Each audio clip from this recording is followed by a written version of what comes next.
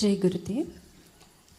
ಕರ್ನಾಟಕ ಅಭಿವೃದ್ಧಿ ಕಾರ್ಯಕ್ರಮದ ಅಡಿಯಲ್ಲಿ ಕಳೆದ 2 ವಾರಗಳಲ್ಲಿ ಹಾಸನದಲ್ಲಿ ಸುಮಾರು 200 ಜನರು ಹ್ಯಾಪಿನೆಸ್ ಪ್ರೋಗ್ರಾಂನಲ್ಲಿ ಭಾಗವಹಿಸಿದ್ದಾರೆ. ಇಂದು ಅವರು ಹಾಸನದಿಂದ ಹಾಗೂ ಹಲವಾರು ಗಣ್ಯರು ಹುಬ್ಬಳ್ಳಿ, ಚಿಕ್ಕಮಗಳೂರು ಹಾಗೂ ಶಿವಮೊಗ್ಗದಿಂದ ಬಂದು ಆಶ್ರಮಕ್ಕೆ ಭೇಟಿ ನೀಡಿದ್ದಾರೆ. ಅವರು ಗುರುದೇವರಿಗೆ ಕೆಲವು ಪ್ರಶ್ನೆಗಳನ್ನು ಕೇಳಲು ಬಯಸುತ್ತಾರೆ. ಕೇಳಲಿ.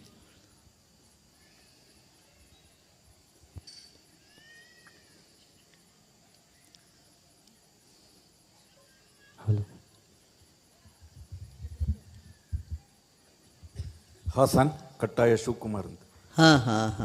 ಇಷ್ಟೆಲ್ಲ ಆಶ್ರಮಗಳಿದೆ, ಮಠಮಾನ್ಯಗಳಿದೆ, ಆದರೂ ಸಹ ನಮ್ಮ ಹಿಂದುತ್ವದಲ್ಲಿ ಯಾಕೆ ಮತಾಂತರ ಆಗ್ತಾ ಇದ್ದಾರೆ ಗುರೂಜಿ?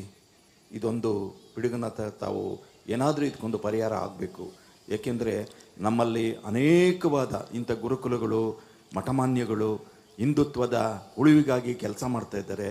ತಾವೆಲ್ಲ ಅದರಲ್ಲಿ ಸಕ್ರಿಯವಾಗಿ ತೊಡಸ್ಕೊಂಡಿದ್ದೀರಿ. ಆದರೆ ಈ ಹಿಂದುತ್ವದಿಂದ ಮತಾಂತರ ಆಗ್ತಾ ಇರೋದನ್ನು ತಾವು ತಡಿಬೇಕು ಅಂತ ನನ್ನಲ್ಲಿ ತಮ್ಮಲ್ಲಿ ವಿನಂತಿ. ಆಯಿತು.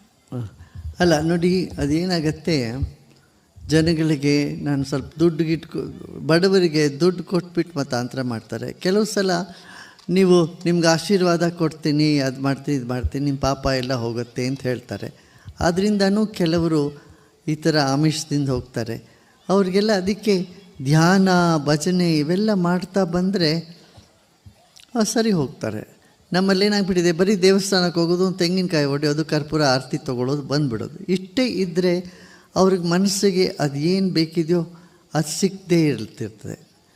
ಅವರು ಬೇರೆ ಕಡೆ ಹೋದಾಗ ಅಲ್ಲಿ ಕೂತ್ಕೊಂಡು ಹಾಡು ಹೇಳ್ತಾರೆ, ಅಲ್ಲಿ ಅವ್ರಿಗೆ ಆಶ್ವಾಸನೆ ಕೊಡ್ತಾರೆ, ನೀನೆಲ್ಲ ಪಾಪಗಳು ಪರಿಹಾರ ಆಯಿತು ಅಂತ ಹೇಳ್ತಾರೆ. ಹಾಗೆಲ್ಲ ಮಾಡಿದಾಗ ಅವ್ರಿಗೆ ಅನಿಸುತ್ತೆ, ನಾನು ಇಲ್ಲಿರೋದು ಬರಲ್ಲ, ಅಲ್ಲಿಗೆ ಹೋಗ್ತೀನಿ ಅಂತಾರೆ.